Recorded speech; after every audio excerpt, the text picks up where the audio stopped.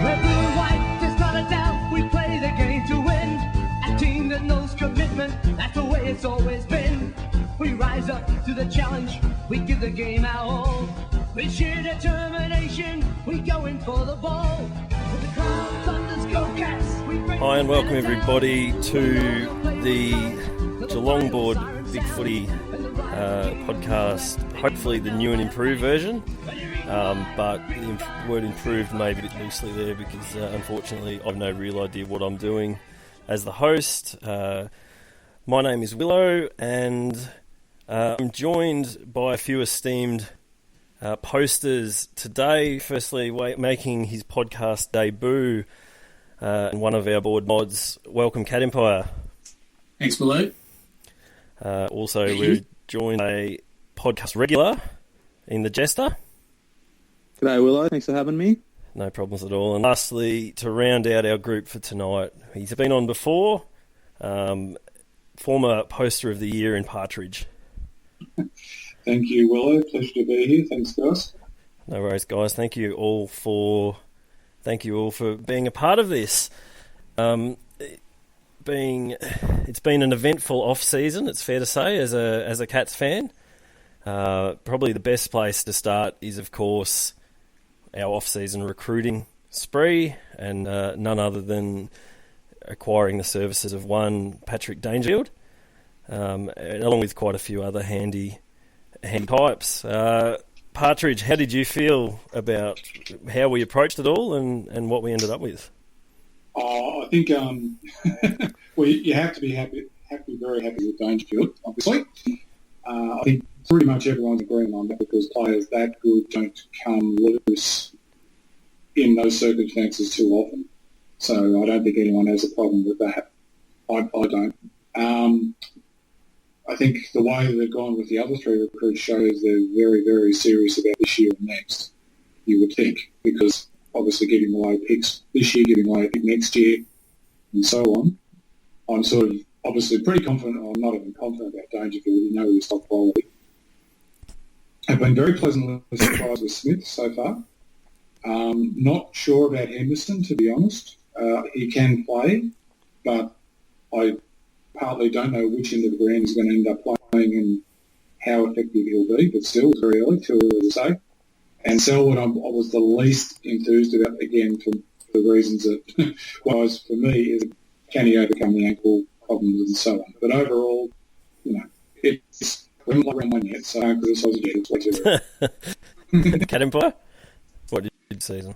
Yeah, I think I've said it before that in terms of landing the targets, we were after 10 out of 10 because we seemed to hit every mark. So there is the question for them, which I guess is more one of time will tell whether it was worth it or not.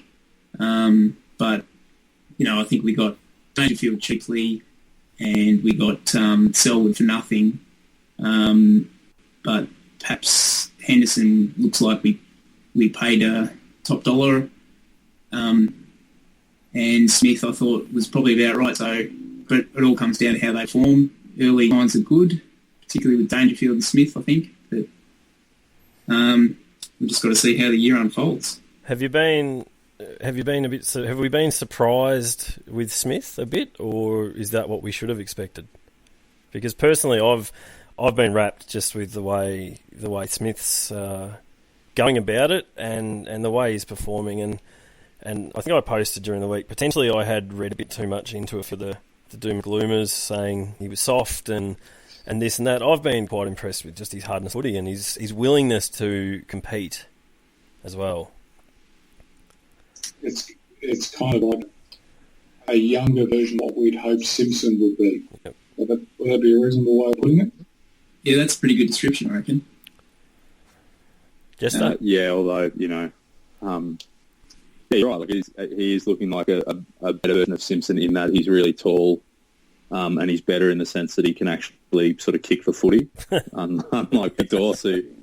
Dominant memories of him sort of standing there and tapping the ball and then not doing much else. I was pretty sceptical about Smith, and I thought the bigger sort of the clearance woes and so on needed to be addressed through picking midfielders rather than a ruckman. But yeah, he's been real active, and And maybe, is easing up a bit of, or lifting a bit of pressure on Stanley and to a lesser extent Vardy and Blitzarves for that number one ruck role, giving them a bit of flexibility.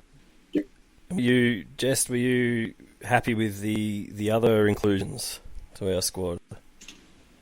Yeah, really happy. I'm normally pretty pessimistic about the prospects of the team as a rule, but off-season got genuinely excited. Sort of what the other guys have said. Basically, they've added depth in midfield. Obviously, Dangerfield's an elite player. They've addressed the ruck problems, and they've added another solid key position guy. I think Henderson will be a good pickup. And I guess my other sort of perspective is for a few years.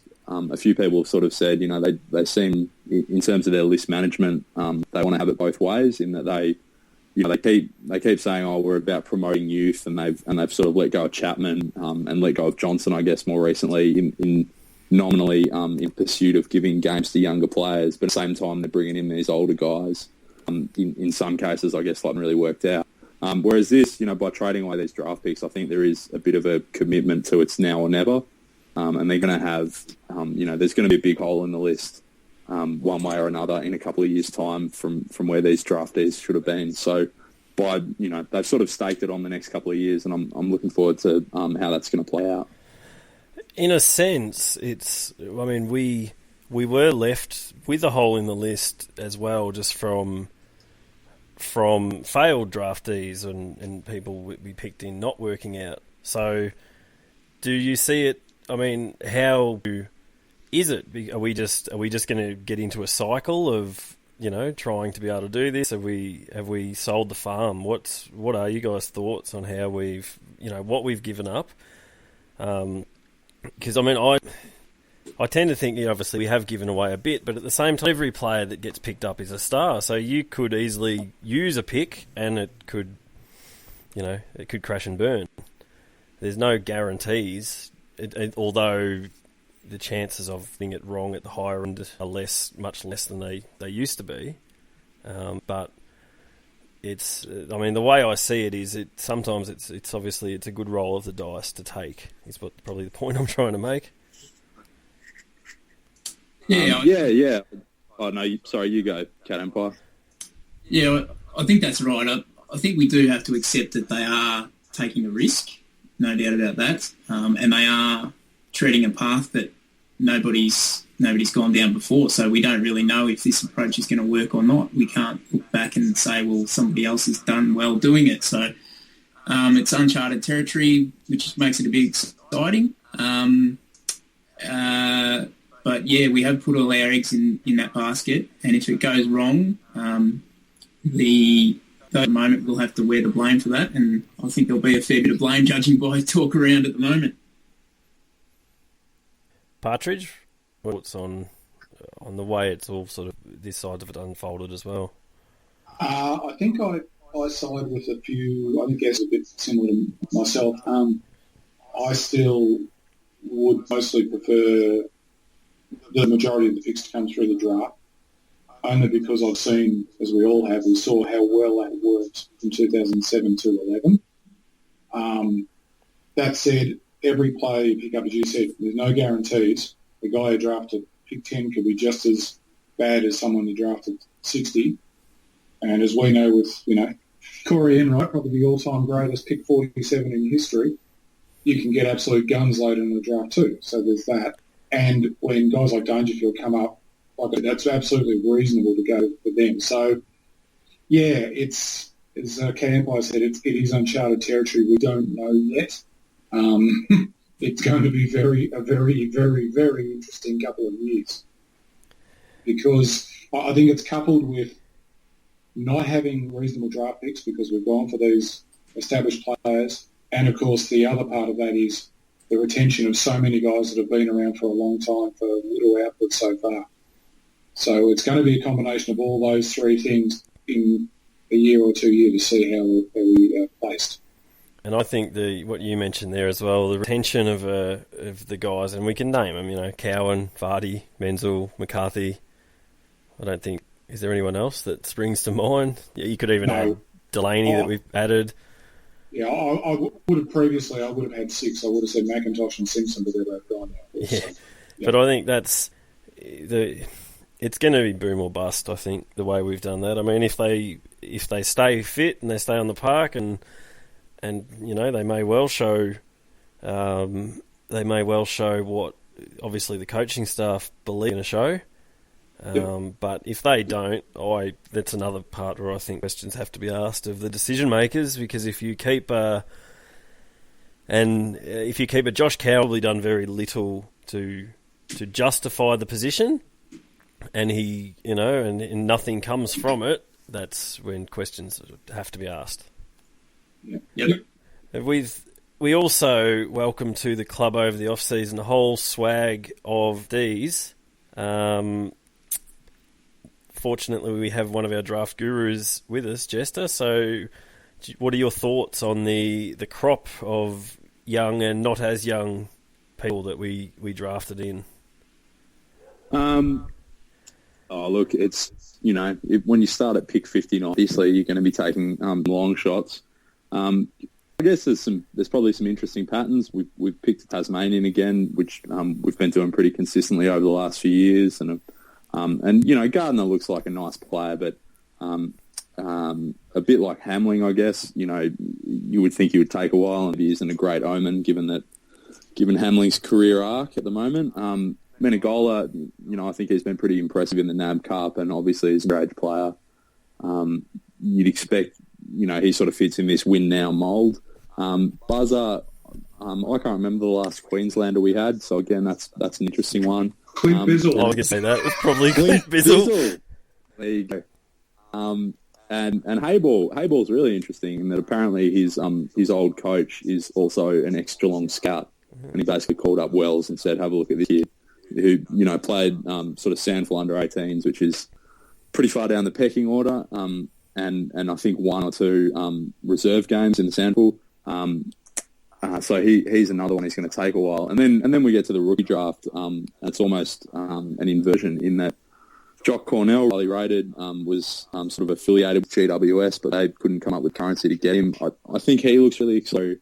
You do thinking at him, you know, is he going to be the classic guy who dominates at VFL level, but maybe can't make that step up to the AFL? Parsons, again, is a pretty sort of classic story of the talented junior.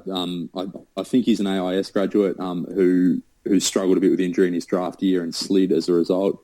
And then, Ruggles sort of continuing our trend of using the VFL as a development squad. And again, I think he looked really impressive on the weekend. And it sounds like he's, you know, going to get a chance to step up with the Thurlow injury. So, you know, you're picking at that end of the draft. They're all sort of project players, and none of them are going to set world on fire early. But I think a pretty impressive haul given the position overall. Given what we were working with, yeah. I'm not really in a position. I don't know much about any of the draftees. I have been impressed just watching when I watched the video from Hayball, just when you mentioned him, because he's built like a twig. Obviously playing at a lower level than most others, but I was actually quite impressed. I was very impressed with his overhead marking and the way he attacks the footy for someone of his stature. So hopefully there is something there to work with. The buzzer. Yeah. Sorry, mate. Oh, I was just going to say, dare I say it, the attack on the footy in the air reminded me a little bit of our last Sandful under 18s pick in Bradley Hartman. Yeah. So. I thought Hartman showed, you know, Hartman's sort of improvement in his second year was pretty impressive, but then hopefully Hayball doesn't go home at the start of his third. So that'd be nice if it was tracking the same way, but he stuck around. Yeah, indeed. And the buzzer, I mean, he's obviously got the publicity for the draftees because of the hair and the name and the fact that he lobbed day one of pre-season wearing fluoro pink boots. So if he doesn't have cult hero written all over him, I don't think there's ever been one. But I'll be very interested to track his progression through the twos this year and see the hopefully inroads that he makes as the year goes on. Yeah, definitely. Cat Empire, Partridge, do you guys have any particular thoughts about the draftees that we added as well?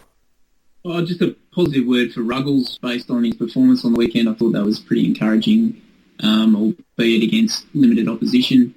He did what you'd hope he'd do, and that's obviously a position, a small defender is a position where crying out for someone to step up and put in some good performances. So hopefully he gets another crack this week on maybe a Ballantyne or someone like that, and shows another good performance and puts himself in the mix for round one. Yeah, I pretty much just echoed that. I thought he looked very, very composed and very composed and just assured. He didn't try and do too much. He just got the ball, used it well, moved on. I thought it was, a very pleasant surprise. And on the other draftees, I really know less than nothing about them. So it's just a matter of just following them in the VFL and how they progress.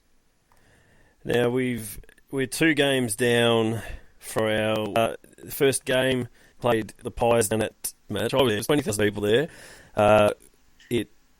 The last 10 minutes, 15 minutes of the game, it actually genuinely felt like we were at a proper crowd, was making plenty of noise, and you could tell the intensity had picked up the last 10 minutes as Geelong get themselves in the position to win the game. Obviously, we went down by 8 points particular game, and then last weekend, just gone in scorching heat in Shepparton, he probably gave S supporters a glimpse of what they've got to look forward to this year, and pants them by 87 points, and that was with shortened quarters, and I reckon a few of our better players probably didn't even get out of about second or third gear. So what are our thoughts? What have your thoughts been from what you've seen during the NAB Cup Cat Empire? Yeah, it's hard to read much into the actual results, I think, but at a more micro level, I've found it interesting viewing. I guess at this time of year you want to see signs of improvement from both players and the team in the areas that we were fitting last year. And I think we've seen that some. It's been good to see. I guess particularly Dangerfield and Smith seem to have made a big difference so far. And that's something we want to see addressed during the year. Players like Lincoln McCarthy, I guess seeing him have a good couple of runs under the belt, I think has been really good. A player we probably think has talent but haven't got to see a lot of over the years, just foot injuries, and so in that respect that's been really good. But I guess there's also been some disappointments as well, and thinking here maybe someone like Cowan, who's finally getting his crack at it but isn't really showing what I guess we hope he will. He's just not really showing to me why he's had so much faith put in, but that's perhaps a bit harsh at this early stage. Someone like Hughes, I guess, as well, is someone we really need to take ownership of that small defender position. And it's only one match against Collingwood, but I thought he was really poor in that match. Kirsten, maybe another one who fits in that category where he's really got to do more to cement a spot in the senior team. I guess the players, it's been a bit of a mixed bag. On the team, I think they've shown some improvements in some areas. I think they're moving the ball a bit better, but others who viewed the 2 games have had different views, I know. So, and obviously there was that third quarter against Collingwood, which was pretty alarming. But I'm willing to put it down to some experimentation at this stage of the year. I thought we played it really odd, and I just can't believe that setting up that way was not deliberate. I think if the coaches wanted to, they can put a stop to that pretty quickly. Partridge, how have you viewed the games, or how have you viewed the games? Yeah, both. I think overall, to me, I think we're wise enough now as supporters to realise it's not about winning by 75 points and looking amazing. It's about everyone getting a good run under the belt, getting a bit of form and fitness. I guess for me, it's the main thing I look for is there a younger player who looks just a little bit better, stronger, improved from last season? I think for the most part, you'd have to say yes at this stage. I'd say, you can see immediately how much better we look with Duncan in the team, especially his disposal. Dangerfield looks looks like he's slotted in, no problem at all. That's great. Smith has been probably the biggest single positive, I would argue, that we haven't had a ruckman for a long time, and he looks like he might be able to. He doesn't have to dominate, but he looks like he can compete with anyone and at least hold his own. And he gets the ball around the ground, and what I watch is when he has a shot for goal, it looks like a straight kick too. So most players look okay, and as I said, there are a couple of disappointments. Kirsten, to me, has been pretty disappointing. Cowan as well. I was actually more disappointed probably in Lane from the Collingwood game. He was really poor, but he looked a lot better last week. So again, it's like you can't be too alarmed yet. Well, that's the wrong word, because it shouldn't be alarmed. Some of the younger guys, they do better. I think Cowan certainly haven't done their causes any good. And look, and maybe we have to find that out. Maybe we have to find that out that they aren't the options we need, and other guys have to take their spots. So overall, though, I think so far I can't see much that it's been good, I think. Jester, what have you made our practice matches? Well, I have to admit, I just turned it off in disgust when Thurlow went down and, I don't know, smashed some furniture or something in blind rage. Perfectly reasonable reaction, I reckon. Yeah, it's happened whenever, but you do wonder about the utility of destroying a VFL side in as you said, like 3/4 of a match. But anyway, the Collingwood game, there were definitely positive signs. The third quarter was pretty alarming. I guess as well, the feeling that a lot of the sort of structural issues that it felt like we had last year, particularly with the forward press failing and having sort of the last line of defenders caught in no man's land and opposition players just getting easy balls over the top in defensive 50. Yep. That being all there was a bit of a worry, but equally, we looked a lot better around stoppages. McCarthy was really impressive. I thought Guthrie's form maybe went up a notch, and as Partridge said, Dunn sort of just reminded us he's almost been forgotten in all the talk about the midfield, but he's one of our more important players now, I think. Yeah, I think one of the other big positives for me has been the way Tommy Hawkins has moved.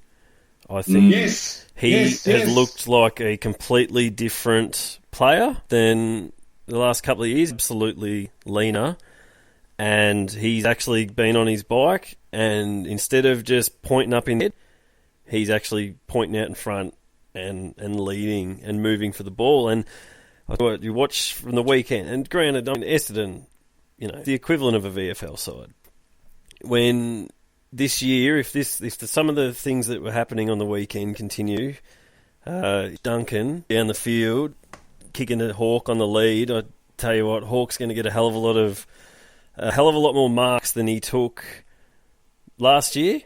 And SJ will be happy because the balance for uncontested and contested marks will be looking a hell of a lot healthier as well. Yep. Because that's a. Yep. Sorry, Partridge. Oh, sorry. I was just going to say that's a magnificent call that I neglected, and you're absolutely spot on, man. It's so good. I'm having a sip of beer to celebrate that way.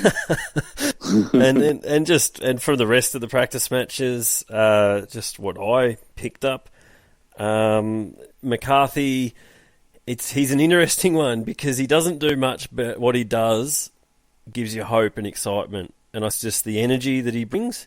He kicked a goal, so he'd be happy with that. Finally, it would be nice off the bat. But his hands are good. He's for a little bloke. He hits up a lead and he just sticks it out in front. He's got a really good set of mitts for a little bloke. And I will say one thing, and I have been critical of McCarthy in that, the chances had so much, blah, blah, blah. But I will say one thing, at least having him down there, he's a genuinely small forward who's got pace and actually does apply defensive pressure. And he wants to tackle. I think he looks like he enjoys it. He throws himself in. He buried some Essendon bloke on the weekend. We can find someone to complement that and have a couple of little quick midgets next to Hawkins. Yep. who actually can lock the ball in there, we're going to look very different straight away. Another positive I got, particularly the Collingwood game, was that Daniel Menzel. He's a freak. He's just an absolute freak. I cringe every time he goes near the ball. My missus was watching that game. Every time he went near the ball, she put her fingers over her eyes, and she's not even a Cats fan. But he's fearless. He's playing. I get the impression he's playing every game like it's his last. And if he stays on the field the whole year, he is going to be an absolute. He could be anything, because he's actually got, aside from obviously his natural ability, you can tell he's got an absolute football brain as well. That game against the Pies, he knew he needed a 9-pointer, so he steadied himself and made sure he kicked it from outside the 50. When I reckon there'd be several players on our team who wouldn't have the intelligence to do that. They'd just flat out throw it on their foot. So that's been a positive for me. I was very disappointed with Buse, Kolajasny, Thurlow, Lang in the Pies game, and Henderson. I thought Henderson was pretty ordinary. Yeah. I think the big Mason Cox actually surprised Henderson, caught him off guard. I don't think he expected him to have a clue, as he did. And he threw him for just size and weight and athletic. And I think he got on top of him early, and then Henderson sort of wasn't real good. Last week, he was a lot better, as he should have been, but I think the defence look very willing to give him the footy. I'm guessing, from what I saw at the open training I went to, he uses the ball well, and his fellow defenders have that confidence to give him the footy. And I think as he settles in, that hopefully will become a set, as opposed to Domsey Lonergan, who we all love, but your heart's in your mouth when he kicks the ball. It's late, the last year in particular, I've found, because it's no certainty to sort of get anywhere near where he wants it to go, or to not put us under pressure. And the same ones that Cat Empire mentioned, probably the Kirsten, Cowan, they haven't grabbed their opportunity yet, is probably the best way, I think, to sum that up. Now, we also did touch on the unfortunate on the weekend, the injury to Jackson Thurlow, who it was confirmed this week has done his ACL and will be out for the whole entire season. We've also Sam Minagola had a PCL injury in the Pies game, and he was looking quite good in that game as well, before unfortunately hurting himself. At least the positive from him is that he doesn't require surgery. So we've had a knee hurt in each game. Hopefully that's the end of that. I think Turbo made the point on the board this week that maybe we should send nobody to Freo, given that bad things happen in threes, and we don't want to risk anything for round one. And then obviously injury-wise, but apart from the 2 injuries in the NAB Cup, we've touched wood, but for the majority of the pre-season, it seems to have been pretty smooth sailing. Scott Selwood, we knew, was going to be having ankle surgery. I think a lot of people didn't really expect him to be right for round one, and he's not going to be. Joel Selwood's been a spanner in the works potentially, but the noises out of the club are this week, and it tends to be that it looks like he's going to be every chance for round one. And Billy Smets, who just can't catch a break the last couple of years, when he seems to be putting his best foot forward, something happens to him. And again, he's done I think it was a shoulder. Yeah, shoulder. So, but at least the only positive, I suppose, for that is he should make a recovery and still be able to contribute to a lot of the season. And we had Mitch Duncan as well with a niggle before Christmas, but I'd suggest that his form in the last couple of games shows that that's not restricting him in any way or hasn't held him back. What are your thoughts, I suppose, with the way we're looking injury-wise and how it is going to affect us as we approach the start of the season? Jester? Yeah. Oh, look, I mean, they're looking pretty good, especially if Selwood Joel Selwood can get fit for round one, that's a reasonably short list. Having said that, Thurlow is probably one of the few players on the list now we are going to really struggle to replace because we don't have anyone of height and foot skills available, and so we'll put some pretty ersatz replacements like Cowan or pushing Guthrie down back, which is not ideal. And there's a few others like Cam Delaney, the mystery man, early in the summer, but then seems to have dropped off the radar. Jordan Cunico, haven't heard anything about him. Tom Reed, there's a few others, but those guys are very much on the fringes of senior selection. So hopefully won't impact our actual tilt this year too much. I also failed to mention Mitch Clark as well. He's again. Who? Yes, that's right. Our tattoo photographer. He appears to be. He's hurt again as well, and I don't think they've even put a return date on it, have they? It's just we're still getting drip fed or no information, or potentially if the club's being a bit what's the word on it? The club aren't being as forthcoming as we would like all the time with injuries, so we still don't really know when to expect to see Mitch again, if at all. Cat Empire, what's your take on how we've looked through all of this as well?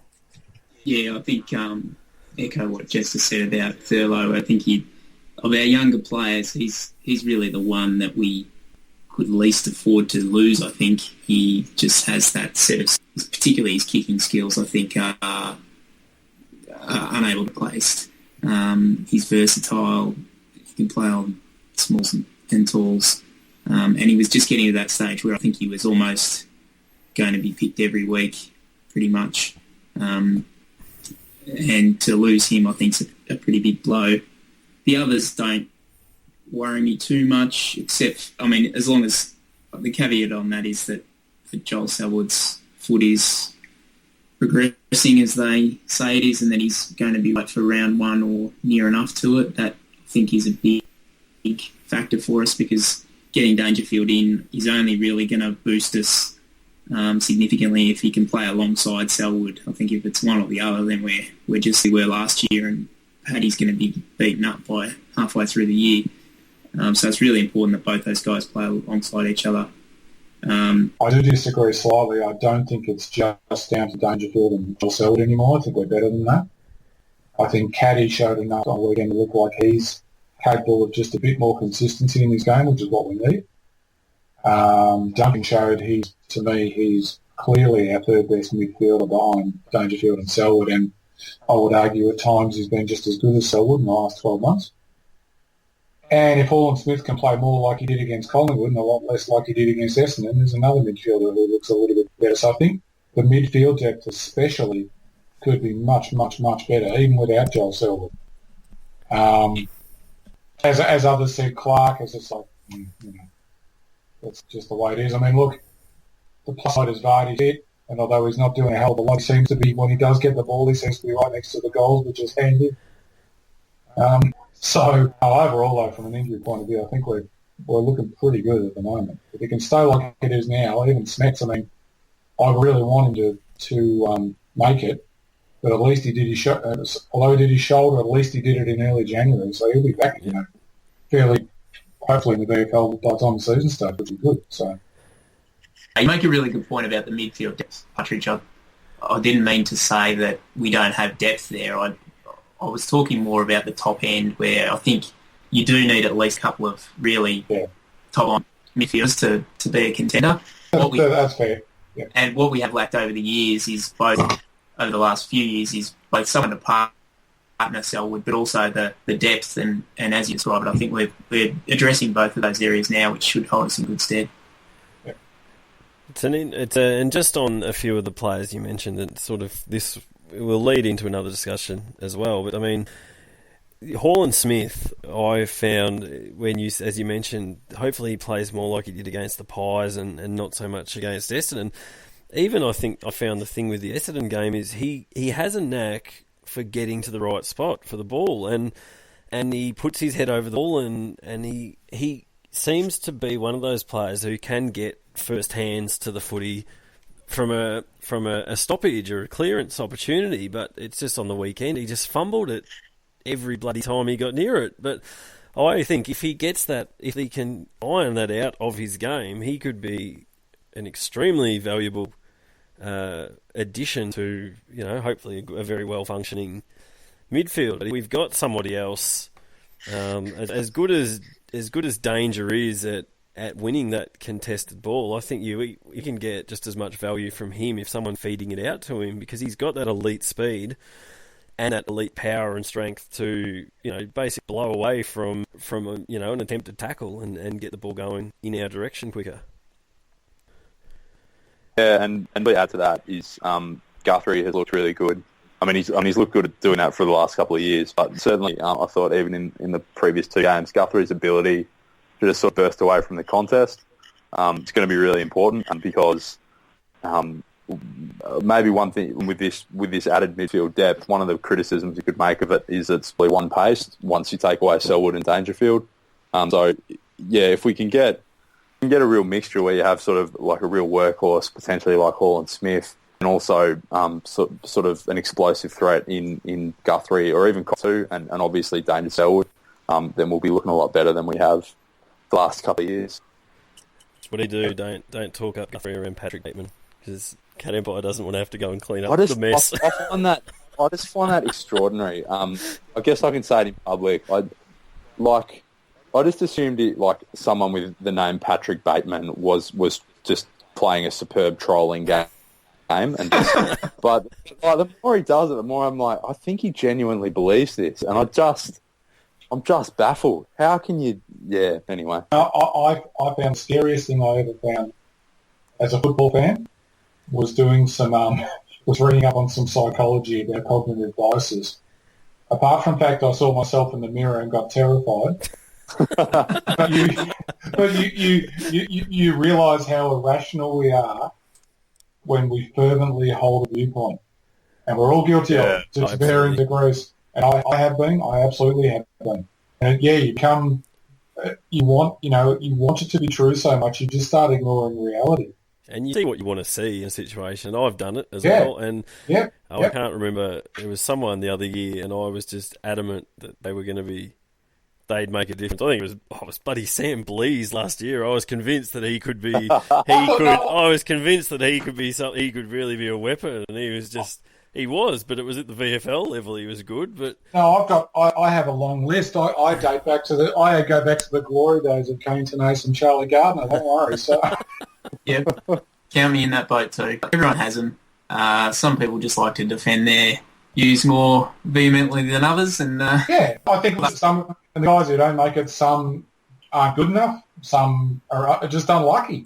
Yes. Some guys just get an injury at the wrong time. They don't get a chance after. You just don't know. And some guys you were sure aren't going to make it, and you just don't want to admit, shit, they're actually pretty good. Yeah, absolutely. Now, we do have a game this weekend. We're in Perth. We'll play Freo. Anybody who wants to step up, what do we call this weekend, apart from no injuries, which is probably the obvious?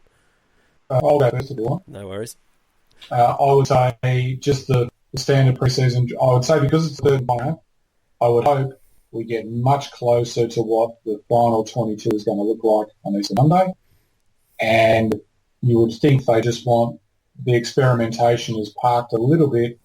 There's much more about the more consistent, quarters of football, doing all the things we want them to do. And actually, just in passing, the one thing I actually liked about the game against Essendon, as poor as the opposition was they were just very clinical and professional the way they played. They never got carried away, but they never sort of relaxed, did they? Just played at a very steady tempo the whole game. So things like that, I'm guessing, is what really they would want, the club would want to see, and I guess us too. Yeah, it's a really good point. I think that's a good way to put it, that they just did the job that needed to be done against Essendon. Everyone knew it was a VFL standard opponent, but you still got to perform up to the standard that is going to be required during the year, and I think they did that, and that's what we should hope for again this week, albeit against better opposition. So I think one of the big things for this pre-season has been about getting chemistry among the new players, with Smith and Dangerfield in particular in the middle. Need to get those guys working well together, and Henderson also in the back six. He, I think, was always going to take some time to adjust to the way we set up down there, and he played forward most of the year last year for Carlton. Obviously didn't have a good time of it, but I think everyone knows he's much better than that, so he was going to take some time to settle in. So another game where he gets to do that is going to be really important, I think, for round one. And so we see more signs that the issues we've seen over the dealt with, setting up a lot better. Our prep on there too often, and like we didn't. I think if we see signs that that's being addressed, that's going to... Yeah, absolutely agree. Jester? Not much to add to that. Yeah, it's more sort of defensive fluidity and maybe some kind of mini Freo meltdown that annoys Ross Lyon. That's always a highlight. It's actually strange because when they had that coach's documentary, he was the one I thought was the best bloke out of the lot. I thought that. I was really surprised when they did that one before the grand final a couple of years back, and he was just laughing the whole way through it. And I thought, he seems like a champ. He seems nothing like the Ross Lyon, obviously the game face. It just goes to show, I suppose, isn't it, that perception's not obviously what everything always is. Yeah, I remember, I think it was Ange Postecoglou. I think he was talking about Ross Lyon, and like it was after one of Lyon's presser blow-ups or something. And I think Caro was, getting into him for being inappropriate or something. And Postecoglou said something like, this is all the sort of craft of coaching. He's going into bat for his players and he's taking the heat off his players, and it's all it is all essentially an elaborate act and you go, yeah, okay, that's fair enough. But having said that, if it's all an act, I'm happy to play along and see him as the villain. And at the end of the day, he gets the job done against us, which is the annoying thing. Yeah, that's exactly it. So it'd be good to annoy him in the best way possible, which is by beating him not only this week but during the year when it matters as well. If nothing else from this playing show, doesn't matter who they've got playing for them. You know that they'll be structured. They're going to be pretty disciplined for everything. They're not going to give you any room. And so it's not the worst last game to lead into, I don't think, for round one. Dealing with a very well-coached, well-structured team is exactly what we will be in round one. Very good point. Against the Hawks. Saturday was a very sad day for all fans of the Geelong Football Club with the passing of Paul Couch. There has actually been, just looking at the website at the moment, a very nice touch on the Geelong site. The images on the sides would have been of Hawkins, Selwood, Dangerfield, whoever else in the new line they've got for the side are actually of Gouchy, which I think is a really nice touch.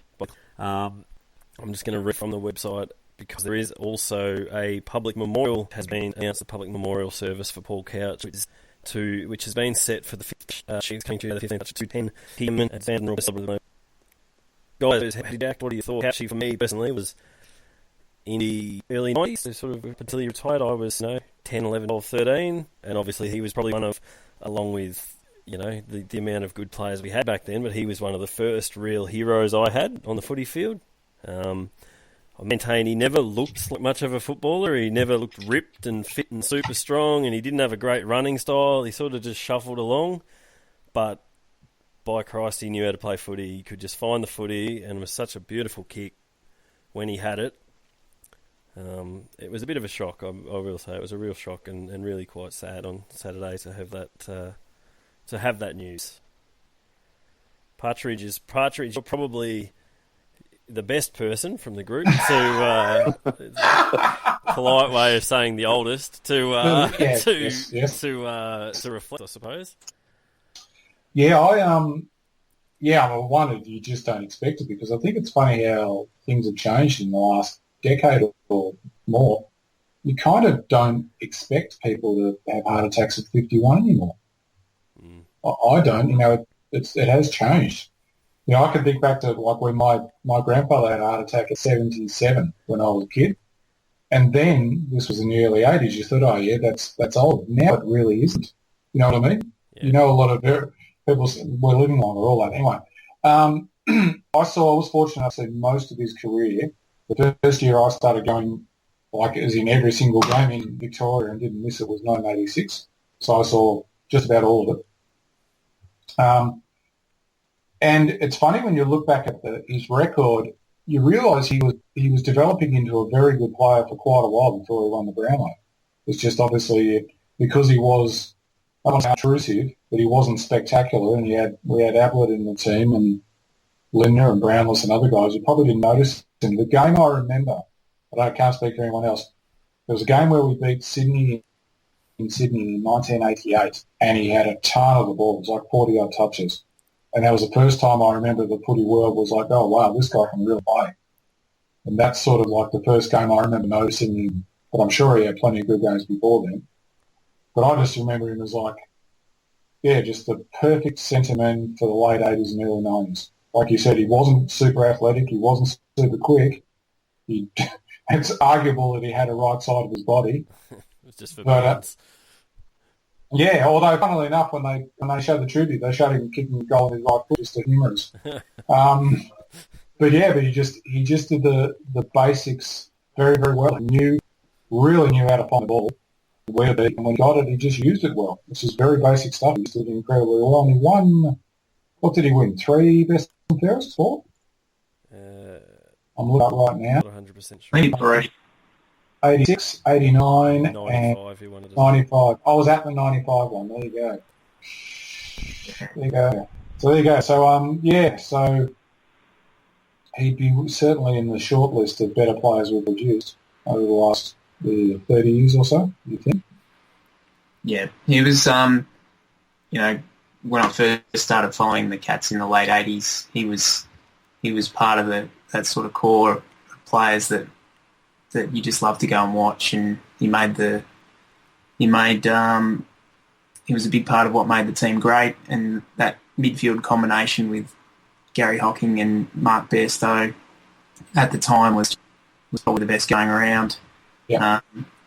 And just watching him either deliver on that left foot to Ablett and Brownless, or he was a pretty good kick a goal as well himself. If he got within sort of 50 metres, he often, particularly on the run, he was deadly as well. He kicked a fair few goals as well. So I'll tell you what, he was even deadlier. Set shots 30 to 35. I can't remember him ever missing. Yeah, a bit like Cameron Ling in that regard. Yep. Yeah. Left footer, just very violent. Yeah. So yeah, just really sad. Someone that young, obviously he's got kids and family and very well loved around the Geelong region. So just very sad. Yeah, it is. I mean, like I was saying, you forget that you still got to take care of yourself, I guess. Jester, did you want to add anything? Oh, look, no, I'm too young to really remember him as a player properly, but yeah, just add to it is just really, really tragic that going for a bike ride you can die at the age of 51. It's really awful. Yeah, sort of heart goes out to his family and his kids in particular. Yep, absolutely. Guys, I think thank you for being a part of it, Cat Empire. Hope you've enjoyed your first attempt. Thank you. Thanks for having me. Hope my debut was up to standard. Well, no doubt. We'll find out. Don't worry. People will let us know. Partridge, thank you very much, mate, for jumping on. Pleasure. Thanks for inviting me. And Jester, as always, you're the pro on this podcast, so thank you. Thanks, mate, and thanks for doing all the technical work behind the scenes. Yeah, well, let's see if it works before we pat me on the back. Bit of housekeeping. I'm looking at running these probably once a month. If anybody in 3 listen to him, I'm sure you guys have got to have out for it. It's just basically what it sounds like. It's just a bunch of blokes sitting around and talking about the footy club that they all love. So it's pretty laid back. It's a bit of fun. Girls welcome too, Will I? Yeah, absolutely. Shell's a podcast veteran, so I'll get her on, but she won't be able to talk about anything except the meetups. So, and that's all right. She knows. She'll admit to it. Don't worry. I saw her at a game once, and she had her face towards the ground. I was stunned. So, the aim is to have these once a month. Potentially, we might have another one in a couple of weeks' time. We might do a round one preview, or we'll do a round one review. That'll depend on how much extra work's involved in this once we finish for me. So we'll keep in touch. Anybody that is interested in being involved. Thank you all for listening, and we'll be back again in a couple of weeks' time. Thanks, everyone. Thanks, guys. Yeah.